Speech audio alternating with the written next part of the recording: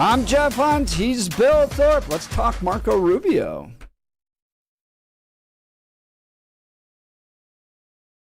Ooh, and security.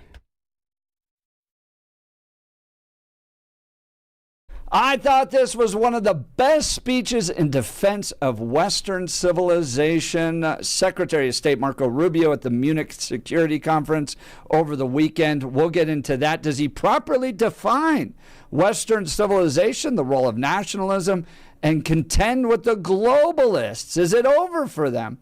Has a lot to say about the United Nations, for instance. We'll get to all of this and more. Most importantly, though, we want you to be a part of the conversation.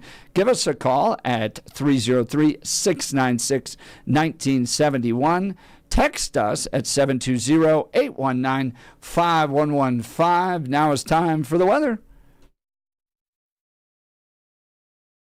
Your KNUS forecast calls for a mild start to this Tuesday. Readings 40s, highs today middle to maybe an upper 50. We will be looking at some strong gusty winds, especially foothills and locations on north. Temperatures tonight down to near 30, near 50 for a high Wednesday. A few rain and snow showers. Snow showers possible Wednesday night into Thursday and Friday. No real accumulations at all, even on grassy areas here across the metro area, but there will be accumulating snowfall up in the higher foothills and especially the mountains. Our high temperatures Thursday into Friday near 40, lows near 20. I'm meteorologist Mark Huer in the 710 KNUS Weather Center.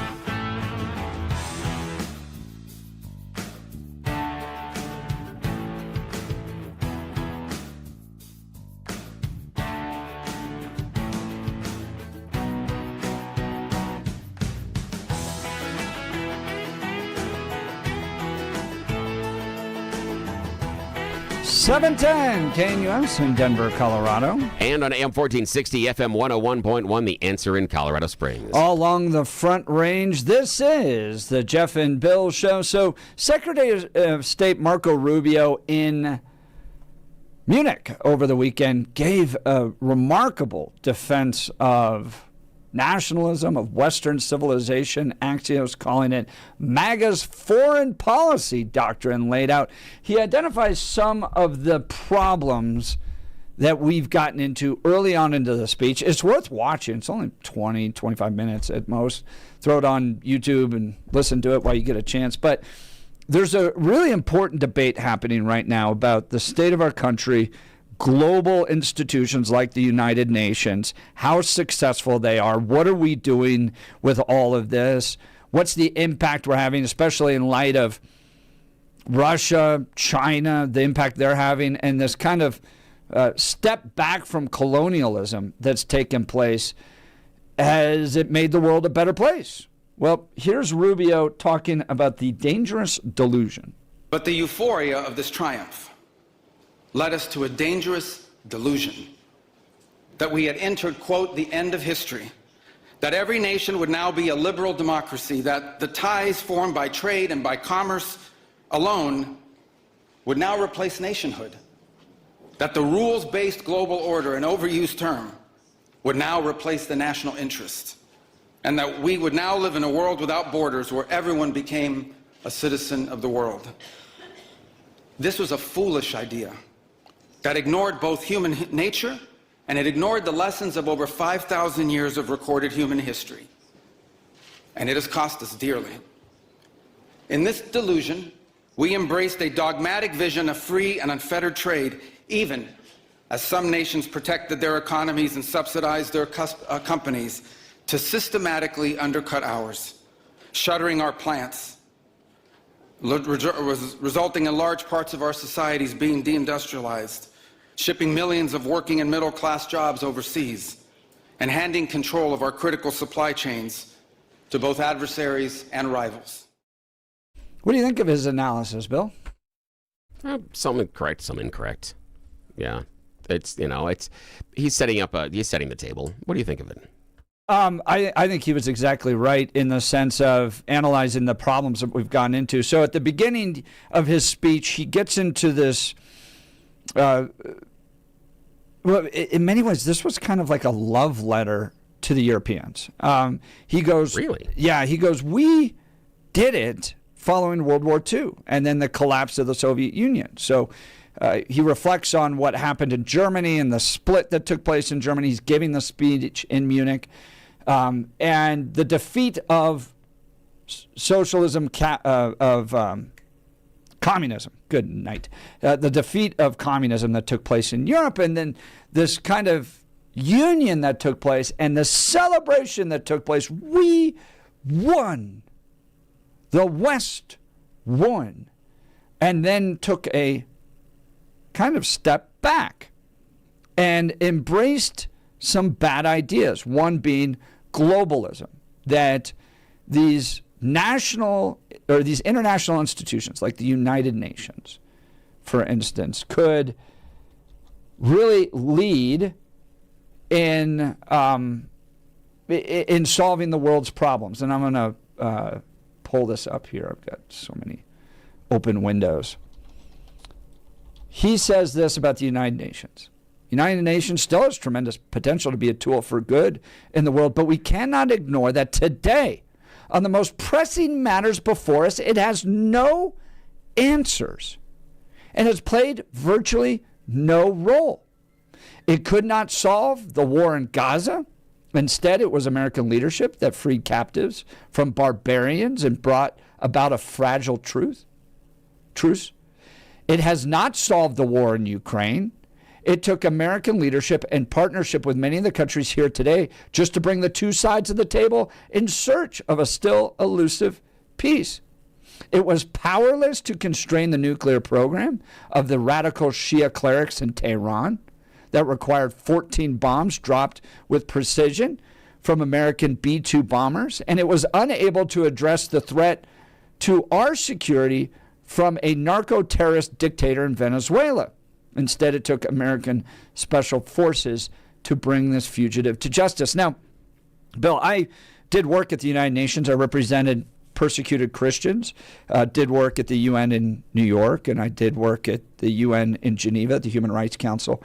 And while there's a role, yes, because it kind of gets all these countries in a room, and I could just take the train from D.C. to New York and walk around all the buildings and meet with all the different countries. And we were promoting religious freedom and trying to make the argument that religious freedom would make their country better.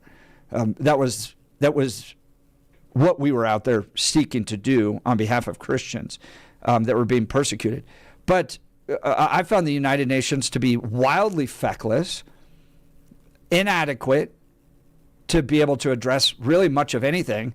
It was dominated by the Muslim bloc countries, so it was wildly anti-Semitic. You would sit in the UN Human Rights Council and listen to 8 hours of anti-Semitic speeches from Muslim countries and countries like North Korea.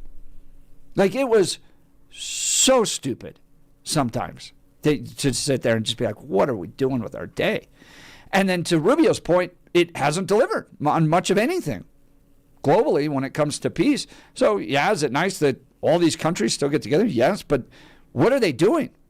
And then when you contrast that with the impact that Russia and China have, which just kind of were like, pushed right through the critique of being colonialist.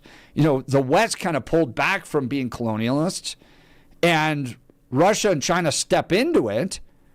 China, with its Belt and Roads project all over the world, building little colonial outposts, has not made our world a better place. So he's trying to diagnose what the problem is, and then it gets into trade as well, manufacturing, that the countries were not fair in their trade. They're often propped up, their economies. So it wasn't a real free trade system. And as a result, as he pointed out there, we're relying on sometimes our enemies for manufacturing capabilities, even medicine. So it's not working. And throughout the speech, he tries to get Europe back into the idea that being a nation with interests and borders is important. The kind of open border, everybody come in, do all this stuff, isn't helping any of the Western nations. In fact, it's collapsing them. What's happening in Europe, what's happening in America. So establish your borders, take pride in your nation, get back into the world. Don't rely upon these international agencies because they become feckless and corrupted. And let's reclaim Western might. Here he is talking about Western civilization. For the United States and Europe, we belong together. America was founded 250 years ago, but the roots began here on this continent long before. The men who settled and built the nation of my birth arrived on our shores carrying the memories and the traditions and the Christian faith of their ancestors as a sacred inheritance, an unbreakable link between the old world and the new. We are part of one civilization, Western civilization. We are bound to one another by the deepest bonds that nations could share, forged by centuries of shared history, Christian faith, culture, heritage, language, ancestry, and the sacrifices our forefathers made together for the common civilization to which we have fallen heir. Do you think we have a good sense of what it means to be a part of Western civilization? Like, do you think kids today can define what Western civilization is? I would say that some of them can. Yeah. It's, I don't know. I mean, part of what Rubio is selling is weird, given how close the Trump administration and MAGA really kind of want to get to Russia and Putin. Putin's not really the bad guy anymore. We just need to understand him and look at how we are dealing with him in our negotiations for Ukraine right now. We are more than willing to let Putin have all the territory that he captured, because you have to understand, even though he's the one that invaded, we're going to let him keep the so that's the problem that I've got with Rubio's entire screed, is he sets this up as if somehow it was Europe that made us start manufacturing things in China. No, that was us. We made that decision. Europe had zero to do that. I don't think they got to vote on that one. We decided to do that. Yet somehow Rubio there seems to be laying blame on the Europeans. That's something that we did, talking about outsourcing manufacturing to our enemies. We did that. That wasn't Europe's choice. That's the weird one. And the idea of foreign policy through civilization, that's also, it's a little strange. I mean, Europe has always been a mess. Roman Empire was the only one that really tamped down for any specific period of time a lack of armed conflict inside of that region. It has boiled up on and off for years and years and years. You go back to Serbia, Bosnia, you go back to Czechoslovakia. There are a whole bunch of things where those little fires have been ignited and burnt for years, and those are all within common shared civilizations. And they have many of the same values in areas. So that's why I disagree with what he's trying to do. I see that in my opinion, he's trying to remake the frontal assault that J.D. Vance delivered a little while ago about how you as Europeans suck and you guys can all suck eggs. That's what I'm seeing. I see him rolling it back. Your points in the UN, I think the UN is absolutely ineffective. I really don't see a reason for them to exist other than performative at this time. The only thing that you might be able to do is it does give you a venue to try and call out publicly in the international community some of the bad behaviors of some of the other states, North Korea, some of the Muslim states, yes, but we don't do that. We don't want to. We don't have the backbone for it. And so I think that would be better. And if the UN would have actually gotten involved inside of Ukraine, I think you've got some bones to pick there. I think it's a good argument. Also, why the UN isn't involved in the rebuilding of Gaza, why the UN isn't involved in the conversations between Iran and Israel and the U.S. All of those things beg questions. Why isn't the UN involved in the conversation between Taiwan and China? All of those things are questions that we do need to ask. And so I do agree with you on the idea of the UN sort of losing its way and becoming irrelevant in many cases. But I'm still not sold on what Rubio is trying to lay down as far as this commonality of our background, but yet he keeps complaining about it. And that's, I just don't understand. Well, what do you think connects us? I mean, and do you think that Western Europe is strong right now? Depends on how we define strong. The European Union is fairly strong as far as economically. It's not dominant, but it is fairly strong. Militarily, no, but they are building things up right now. However, the European Union didn't necessarily have to be militarily strong because of the agreement through NATO. That was sort of part of the agreement. And as long as we continued to build such a large overpowering military force, there was very little reason for many of our European allies to invest as much time and effort into building it up, given the fact that we had promised to take care of them on those issues. We don't necessarily seem to be as worried about that as much. I do think that the European Union is strong. And if you don't think so, ask the people inside of England who Brexited and how difficult it is. When we talk about commonalities and shared civilizations, part of what that makes the European Union work is the idea of being able to easily pass between countries who have arrangements based on borders and passports and money and trade laws, stuff like that. So while Rubio stands there and says you have to embrace your country and your nationality and everything else, the European Union is, in my mind, finding it both ways. They still can preserve national identity, but they are finding a way to work together as a community and see many of the things that Rubio complains about. I see Western Europe as wildly weak, on the verge of collapsing. Mass migration is changing the entirety of these nations. They can't keep up with the birth rate. Their entire civilization is changing right before it. It's bought into wildly dumb progressive ideas like we need to outsource all of our energy development to other countries and rely on green energy, which can't provide the basic energy necessary for these countries to work. They've become more and more socialist, less free market, and I think they're really struggling to maintain the strength of what Western civilization built.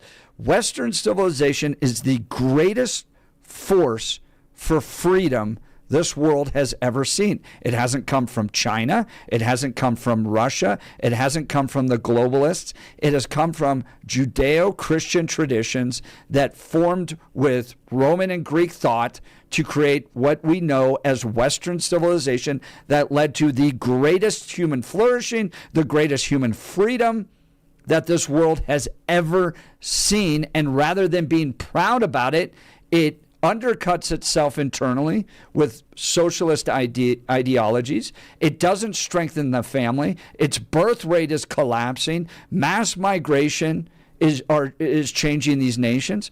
And this was a call back to the greatness of Western civilization. Here's Rubio reminding us what we're fighting for. National security, which this conference is largely about, is not merely a series of technical questions. How much we spend on defense or where, how we deploy it, these are important questions. They are. but they are not the fundamental one. The fundamental question we must answer at the outset is, what exactly are we defending? Because armies do not fight for abstractions. Armies fight for a people. Armies fight for a nation. Armies fight for a way of life. And that is what we are defending. A great civilization that has every reason to be proud of its history, confident of its future, and aims to always be the master of its own economic and political destiny. Rubio reminding us what we're fighting for. Be proud of Western civilization. It has brought more freedom than any other ideology out there. We're undercutting it internally. We're not fighting the challenges facing the globe well. And as a result, the world's not doing as good. Western civilization is a force for good. Be proud of it. All right, let's talk modern rugged leather. From city streets to mountain trails, your gear should go wherever life takes you. That's why at Modern Rugged Leather, every bag is handcrafted from premium, responsibly sourced leather, designed to look sharp, last long, and tell a story of its own. Each stitch, buckle, and strap reflects timeless craftsmanship and is backed by a lifetime warranty, because quality shouldn't quit when the adventure begins. Whether it's the boardroom or the back roads, Modern Rugged Leather helps you carry confidence every step of the way. Modern Rugged Leather, modern style, timeless durability, backed for life. Life's going to take you places. Make sure your gear keeps up. Shop the full collection and find yours today at modernrugged.com. Again, that's modernrugged.com. This is absolutely the best bag I've ever owned. It is so nice. The people at Modern Rugged Leather did a fantastic job. Check them out, modernrugged.com. All right, what do you think about the direction of American foreign policy? Less globalist at this time, stepping away from the EU, stepping away from United Nations. What about mass immigration? Is there a change happening where Western Europe and the United States now rejecting mass immigration after what happened the past 4 years? And is this the right pathway forward for America and for Western Europe? What did you think of Rubio's speech? I highly recommend you go listen to it. We'll continue. More to come on the Jeff and Bill Show, News Talk 710 KNUS in Denver. And on AM 1460, FM 101.1, The Answer in Colorado Springs. This is where you get to hear both sides. This is the Jeff and Bill Show.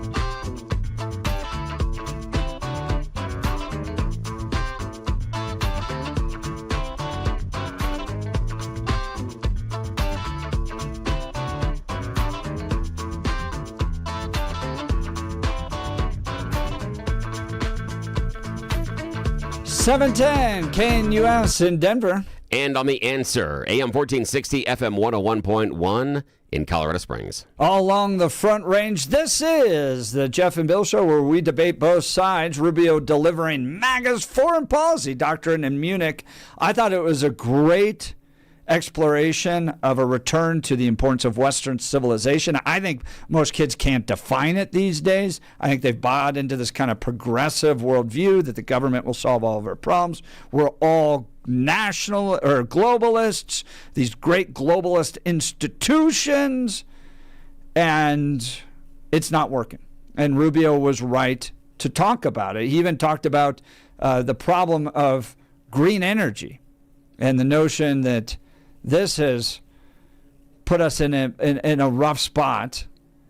He calls it the outsourcing of sovereignty to international institutions, that the United Nations, we've pursued a world without borders, and we opened our doors to an unprecedented wave of mass migration that threatens the cohesion of our societies, the continuity of our culture, and the future of our people. Is he wrong, Bill? Well, this is the question I've got. How is green energy outsourcing your energy production? What's the negative there?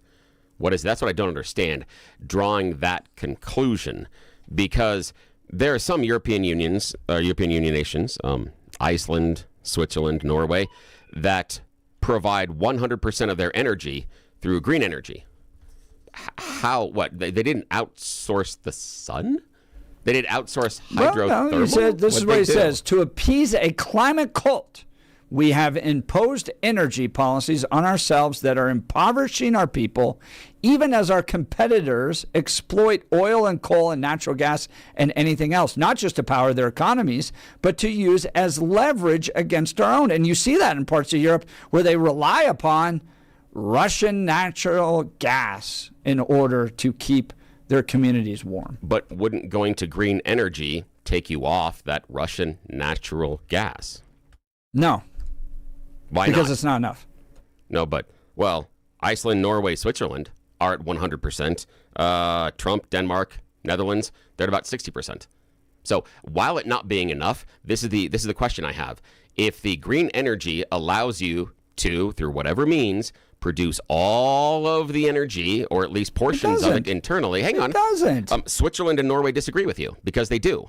So you can't say it doesn't. This is a climate cult, Bill. Wait, Jeff, you can't say it doesn't when Norway and Switzerland have proved you wrong because they're 100% green on their generation energy. You can't say it doesn't when it actually exists. So I'm saying it exists. What I don't understand is somehow generating green energy means that you have more freedom versus your example of importing natural gas, oil, or coal from someone else. That's what I don't understand. Why don't they just produce natural gas themselves? If a possibility, yes. But the question I've got is, if they're producing green energy internally, help me understand how importing it from someone else makes you more free. I don't understand that. One, the green energy doesn't provide enough energy. This never does. We're in the same boat we are here in Colorado. We're going to be green. The cultists, the climate cultists, we're going to be green. And then they're rolling blackouts and the wind gets too high and everything got to get shut off. It just doesn't work. It doesn't work. And so they end up becoming reliant upon other countries to provide it, which includes their enemies, when they could produce this themselves. Well, again, Switzerland, Norway are 100% green. They're idea not. that it doesn't. They're not. So, yeah, and okay. and it it doesn't work that way, but you can disagree yeah, with reality. windmills are not entirely green energy. They're oftentimes built, the amount of carbon put in to build these things is crazy. And if you want to have any AI in the future, you can't rely on it. Green, though, and the idea is if the argument not is 100% green. You can say they're 100% green, but they're not 100% green. Yes, they derive 100% of their energy from No, green they don't. sources. Yes, No, they they do. don't. Now you can say it's not green if you go and build the stuff elsewhere, but that also doesn't if you are importing the oil and natural gas from somewhere else. It's the same stupid argument. So that's the idea of of the idea of where you're getting the energy and how. Again, I'm not sitting here banging the drum for green energy. It's just the idea that you can't do it and it doesn't work. Countries in Europe are proving that incorrect and wrong. And one of our major adversaries inside of the world, China, is leaning heavily both into fossil fuel production and green energy production. They have more wind farms than anybody else on the planet.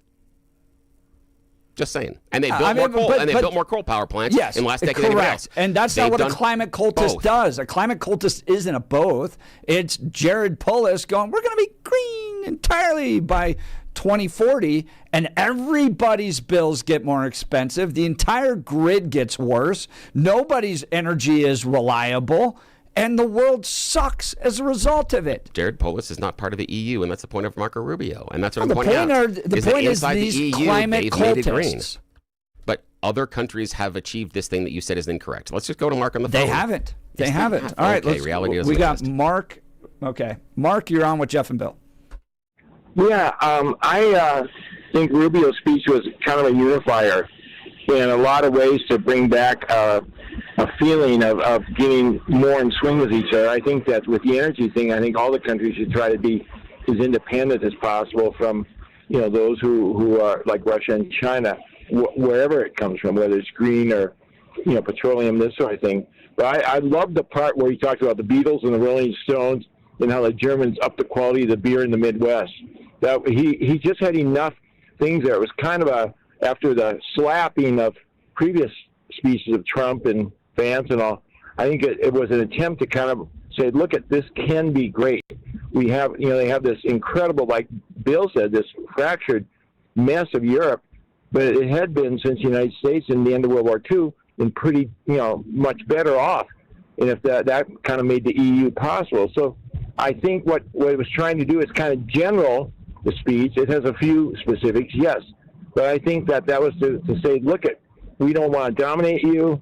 We think you should be stronger. I think the goal of it obviously it's kind of a time, a generality speech. But I think when he got a standing ovation, that blew me away. In that world, because Europe has become so fascist, and if the right things can be maximized, you look at all the fighting of Italy, Germany, with the Holy Roman Empire and all this stuff, and up to Napoleon and everything. It's just been a disaster. However, since 45 and all that, it's been not too bad. And if that can be somehow the stressing the commonality of it, I think it was very good in that way. And that's all I've got to say. Okay. Mark, what do you think of basically the call to end mass migration? A form of xenophobia, or a good recommendation? I think it's a good recommendation, but you've got to do it in a controlled and how can I say it, administered well, because it can be a great source of resources and labor and good things, but it just can't be like what we had here in the last 4 years. There's nothing wrong with getting migration from anyone who wants to come here if they're vetted correctly and they're participants in our society. That's the way we have been. That's the way Europe needs to be, because they got a low birth rate. They got a lot of problems. But you can't just open the floodgate. But you can, in a controlled way. I think we'd really miss a lot if we weren't to be quite generous with bringing in migrants and just do it in a good way. I think that's really the rub in this. And we do need laborers. We do need things that and I think that can be accommodated. I think that there was a lot in this speech. It was not taken terribly out of context, or if you can be so flowery that it's meaningless. But I think they got the point from what he was saying, and I think that was pretty good. Really, that surprised me. I did not think there was people in the Trump administration that had that kind of a overview. That was, in certain ways, the reason it wasn't Churchillian is that it was too long. not really. But Churchill always said things like, one time someone told Churchill he was drunk, and he told this lady, he says, "But you're ugly. In the morning I'll be sober." And that type of brevity was kind of his. That wasn't a speech, obviously, but that was a quip. But anyway, I do think this kind of puts a trajectory, a right one, if you can deal with these energy things the way they can be, and each of those countries can kind of be as independent as possible, I think that's a good thing. Whether it's green or not, I think the green is great if they can get it, make it work and supply their needs and all. But a lot of these things, it's more a thing of moderating out and moving in a certain direction, but not doing it to a harmful extent. And I think that speech was quite good, and I think it really gave Rubio